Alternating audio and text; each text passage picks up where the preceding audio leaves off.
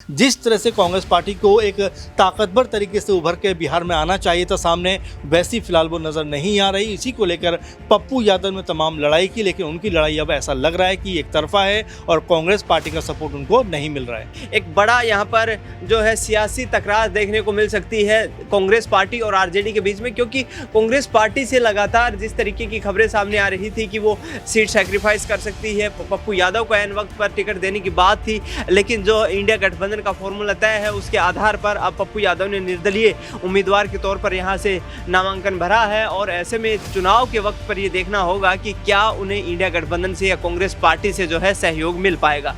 मरते दम तक न कांग्रेस छोड़ूंगा ना ही पूर्णिया छोड़ूंगा, ये बात पप्पू यादव कहते नजर आए थे जब उन्होंने अपनी पार्टी का कांग्रेस में विलय कर लिया था। इसके बाद इसके पीछे की वजह ये मानी गई कि पप्पू यादव को यह डर सता रहा था कि वो इंडिया गठबंधन और एनडीए के बीच होने वाली लोकसभा की इस जंग के बीच खुद ही यहां पिस ना जाए। लिहाजा उन्होंने कांग्रेस में अपनी पार्टी का विलय करके समझ लिया कि इंडिया गठबंधन की ओर से पूर्णिया संसदीय क्षेत्र से उम्मीदवार के तौर पर अपनी ताल ठोक देंगे और बीजेपी को यहां कड़ी चुनौती देते नजर आएंगे। लेकिन पप्पू यादव जब कांग्रेस में शामिल हुए तो बड़ा झटका उन्हें इस रूप में लगा कि पहले तो यहां पूर्णिया सीट गठबंधन के तहत राजद के खाते में चली गई और जब राजद के खाते में यहां पूर्णिया सीट चली गई तो वहां से बीमा भारती को उतार दिया। वर्तमान में कहें कि जेडीयू की विधायक रही बीमा भारती को जब यहां राजद में आरजेडी में एंट्री मिली तो लालू यादव ने तुरंत ही उन्हें पूर्णिया संसदीय क्षेत्र से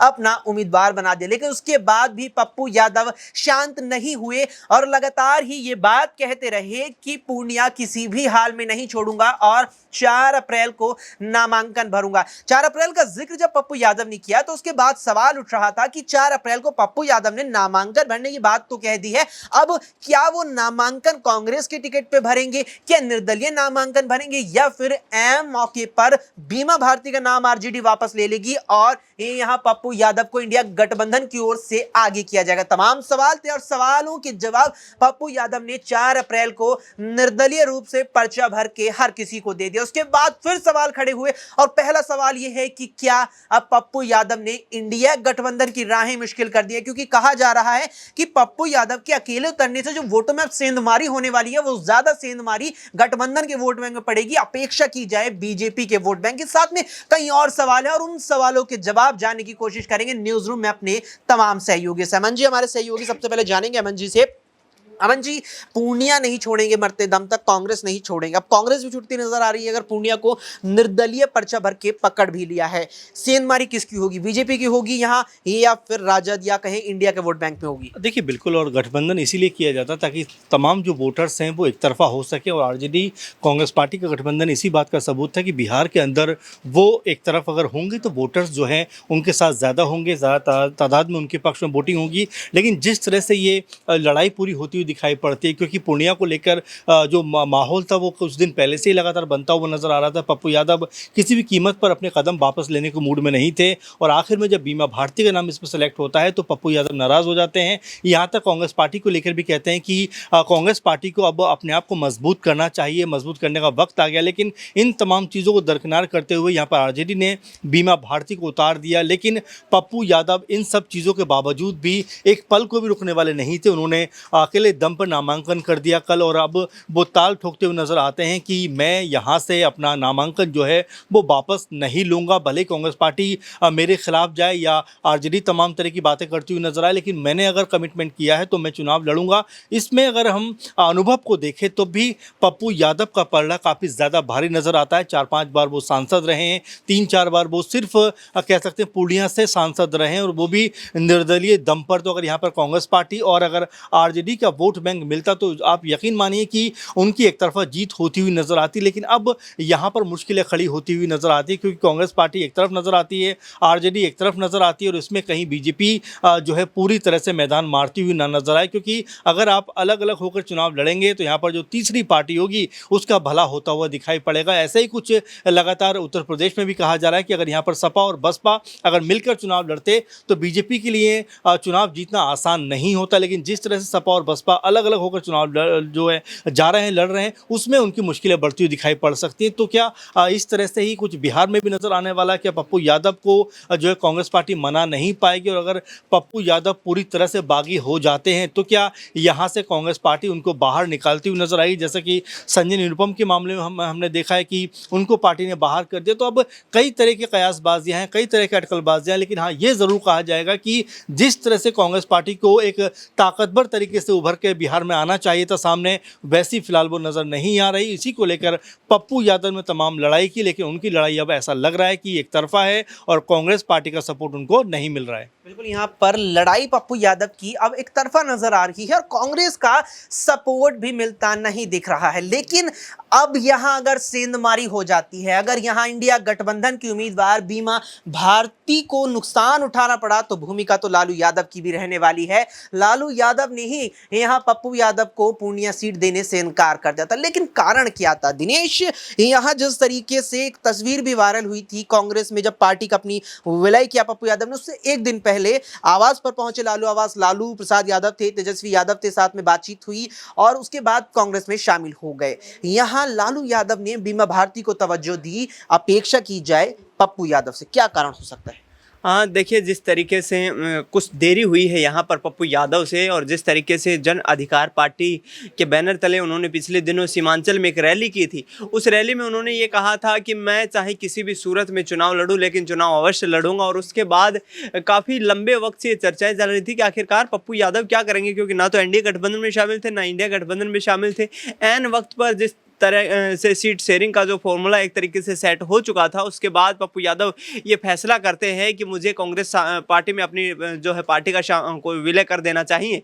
और ऐसे में अब लोकसभा चुनाव आ चुके हैं। बीमा भारती जो कि जेडीयू से आरजेडी में आई थी, कहीं ना कहीं लालू प्रसाद यादव, तेजस्वी यादव की कमिटमेंट्स थी उनके साथ में कि लोकसभा चुनाव में आपको टिकट दी जाएगी, और कहीं ना कहीं नीतीश कुमार के ऊपर इम्पैक्ट डालने के लिए न सिर्फ लोकसभा चुनाव में बल्कि विधानसभा चुनाव जो 2025 में होने वाले हैं, वहां पर इम्पैक्ट डालने के लिए यहाँ पर कहीं ना कहीं बीमा भारती को आगे किया गया है यहाँ पर आरजेडी की तरफ से। और ऐसे में यहाँ जिस तरीके से पूर्णिया सीट से उन्होंने नामांकन दाखिल किया है, लोकसभा चुनाव से पहले कहीं ना कहीं एक बड़ा यहाँ पर जो है सियासी तकरार देखने को मिल सकती है कांग्रेस पार्टी और आरजेडी के बीच में, क्योंकि कांग्रेस पार्टी से लगातार जिस तरीके की खबरें सामने आ रही थी कि वो सीट सैक्रिफाइस कर सकती है, पप्पू यादव को ऐन वक्त पर टिकट देने की बात थी, लेकिन जो इंडिया गठबंधन का फॉर्मूला तय है उसके आधार पर अब पप्पू यादव ने निर्दलीय उम्मीदवार के तौर पर यहाँ से नामांकन भरा है। और ऐसे में चुनाव के वक्त पर ये देखना होगा कि क्या उन्हें इंडिया गठबंधन से या कांग्रेस पार्टी से जो है सहयोग मिल पाएगा। लेकिन लालू प्रसाद यादव की कमिटमेंट थी, वचन थे, बोल दिए थे लालू प्रसाद यादव ने, अपने शब्द दिए थे बीमा भारती को कि आप जेडीयू से आरजेडी में आइएगा, आरजेडी में आएंगी तो आपको पूर्णिया दे ही दिया जाएगा। इसीलिए पप्पू यादव को यहां तवज्जो बिल्कुल देते नजर नहीं आए लालू प्रसाद यादव। हालांकि यहां पर इस बात की भी कोई पुष्टि नहीं हुई है कि लालू प्रसाद यादव ने वाकई में यहां अपने शब्द दिए थे, वचन दिए थे, लेकिन अगर दिए भी थे तो क्या अब लालू प्रसाद यादव का ये जो कदम उठाया गया है पप्पू यादव को दरकिनार करके बीमा भारती को तवज्जो देने का, ऐसे में क्या बीमा भारती इंडिया गठबंधन के इस झंडे को, इंडिया गठबंधन की इस गाड़ी को सकुशल पूर्णिया चला पाएगी? अबरार से जानेंगे कि अबरार, पप्पू यादव से बढ़कर लालू यादव ने बीमा भारती को तवज्जो दी। 5 बार के विधायक नहीं है पप्पू यादव, भी 5 बार के सांसद है। राजनीतिक अनुभव देखा जाए पप्पू यादव बहुत आगे नजर आते हैं बीमा भारती से। यहां बीमा भारती को तवज्जो देने का जो फैसला लालू प्रसाद यादव के द्वारा किया गया है, क्या यह फैसला सही साबित होगा या इस पर हाथ मलते रह जाएंगे? देखिए, इंडिया गठबंधन को पूर्णिया सीट जो है वो गंवानी पड़ सकती है, क्योंकि पप्पू यादव भले ही इस समय आपको लग रहे होंगे कि जिस ढंग से वो लगातार जो है जितने लंबे समय से, कितने वर्षों से वो अपनी पार्टी को लगातार बढ़ाने की कोशिश कर रहे थे। और देखिए, एक बड़ा आप कह सकते हैं कि हम एक तरफा बात कर रहे हैं। पप्पू यादव अगर वहाँ से नामांकन उन्होंने निर्दलीय भर भी दिया है, तो कांग्रेस पार्टी अब तक इस पूरे मामले पर चुप्पी क्यों साध रखी है? कांग्रेस पार्टी में जब पप्पू यादव ने अपनी पार्टी का विलय किया, तो क्या कांग्रेस पार्टी उन्हें पूर्णिया सीट नहीं सौंप सकती थी? कुल मिलाकर के कहा जाए कि आरजेडी जिस हवा में उड़ रही है और 26 सीटों को लेकर जो उनको एक उम्मीद है कि वो सीटें वो निकाल पाएंगे। अब लिख करके ले लीजिए कि बिहार में पूरे के पूरे इंडिया गठबंधन को 1 दर्जन सीट भी नहीं आने वाली है। तो कुल मिलाकर देखा जाए, चाहे वो पूर्णिया की सीट हो या फिर अन्य कोई भी सीट हो, मुझे लगता है कि कहीं ना कहीं ये भारी नुकसान जो है वो विपक्ष का हो रहा है।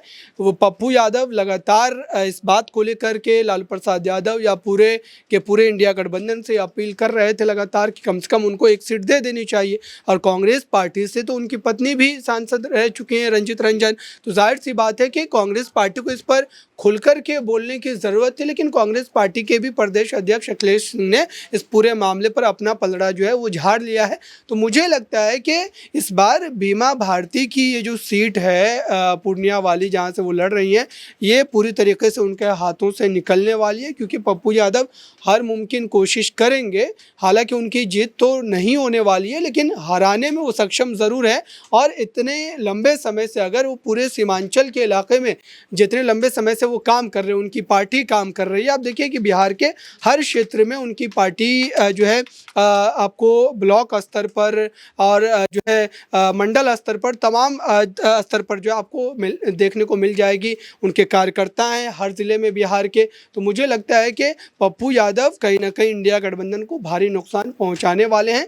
और इस खेल को आप अभी ख़त्म मत समझिए। लोकसभा चुनाव के बाद जब विधानसभा चुनाव का बिगुल फूंकेगा 2025 में, तब भी पप्पू यादव एक भारी नुकसान जो है वो आरजेडी और कांग्रेस को पहुंचा सकते हैं। बिल्कुल, यहाँ पर बूथ स्तर पर कार्यकर्ता, ये बात लगातार कही जाती है, केंद्र की सत्ता संभाल रहे बीजेपी को लेकर कही जाती है लगातार ये बात कि बीजेपी का जो बूथ स्तर है, बूथ मैनेजमेंट जो भारतीय जनता पार्टी का है वो बेहद मजबूत है। ये चीज उत्तर भारत के कई राज्यों में, चाहे विधानसभा चुनाव हो, लोकसभा चुनाव हो, बेहद बड़े स्तर पर देखने को मिलती है। और यही चीज कांग्रेस को लेकर कही जाती है कि बूथ मैनेजमेंट, बूथ स्तर पर कांग्रेस बेहद कमजोर हो चुकी है। और यही बूथ स्तर पर, यही बूथ मैनेजमेंट पप्पू यादव का बिहार में बेहद मजबूत नजर आ रहा है। जितना मजबूत है यहाँ उनका बूथ मैनेजमेंट है, उतनी कड़ी चोट अब वो इंडिया गठबंधन को देंगे। यहाँ 40 सीटों का सपना, अगर एक और एनडीए लेकर के आगे बढ़ रही है तो उन्हीं 40 सीटों पर एनडीए के कारवां को रोकने के लिए इंडिया गठबंधन भी आगे बढ़ा चला आ रहा है। लेकिन